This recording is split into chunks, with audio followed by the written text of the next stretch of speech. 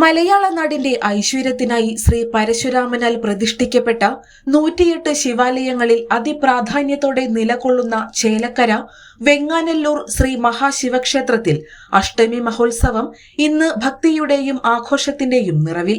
തിരുവീമ്പിലപ്പന്റെ തിരുസന്നിധിയിൽ ദർശന പുണ്യം തേടി ആയിരക്കണക്കിന് ഭക്തജനങ്ങളാണ് ക്ഷേത്രാങ്കണത്തിലേക്ക് ഒഴുകിയെത്തുന്നത്.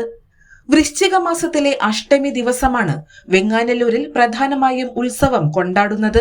വീമ്പ് എന്ന പ്രാചീന മരത്തിന്റെ ചുവട്ടിൽ സ്വയംഭൂവായി കണ്ടെത്തിയ ശിവലിംഗം പ്രതിഷ്ഠിക്കപ്പെട്ട ഈ പുണ്യക്ഷേത്രത്തിലെ അഷ്ടമി മഹാദേവന്റെ അനുഗ്രഹം നേടാൻ ഉത്തമ ദിനമായാണ് കണക്കാക്കുന്നത്.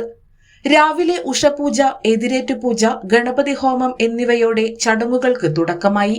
തുടർന്ന് നടന്ന ഉഷശീവേലി ഭൂതഗണങ്ങൾക്ക് അന്നം നൽകി ഭഗവാൻ നേരിട്ട് അനുഗ്രഹിക്കുന്ന സങ്കല്പത്തിൽ നടന്ന ചടങ്ങാണ്. ക്ഷേത്രത്തിലെ പ്രധാന വഴിപാടായ കളഭാഭിഷേകം ഇന്ന് നടക്കും.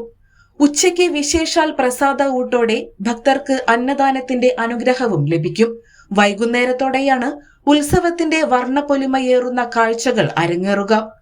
പഞ്ചവാദ്യം, പാണ്ടിമേളം എന്നിവയുടെ അകമ്പടിയോടെയുള്ള എഴുന്നള്ളിപ്പ് ക്ഷേത്രാങ്കണത്തെ ആവേശത്തിലാഴ്ത്തും. വിവിധ ദേശങ്ങളിൽ നിന്നുള്ള കലാകാരന്മാർ അണിനിരക്കുന്ന പഞ്ചാരിമേളം, പഞ്ചവാദ്യം, തായമ്പക എന്നിവ ക്ഷേത്രകലകളുടെ മഹത്വം വിളിച്ചോതുന്നു. കിഴക്കോട്ട് ദർശനം നൽകി ഭക്തരെ അനുഗ്രഹിക്കുന്ന മഹാദേവന്റെ സന്നിധിയിൽ ഉപദേവതകളായി ശ്രീ പാർവതി ദേവി, ശ്രീ ദക്ഷിണാമൂർത്തി, ശ്രീ മഹാഗണപതി, ശ്രീ ശാസ്താവ്, ശ്രീ സുബ്രഹ്മണ്യൻ എന്നിവർ കുടികൊള്ളുന്നു.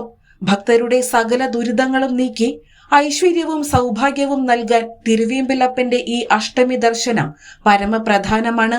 സന്ധ്യാദീപാരാധനയ്ക്ക് ശേഷം നടക്കുന്ന നൃത്ത പരിപാടികളും തായമ്പകയും മഹോത്സവത്തിന് കൊടിയിറക്കം കുറിക്കും.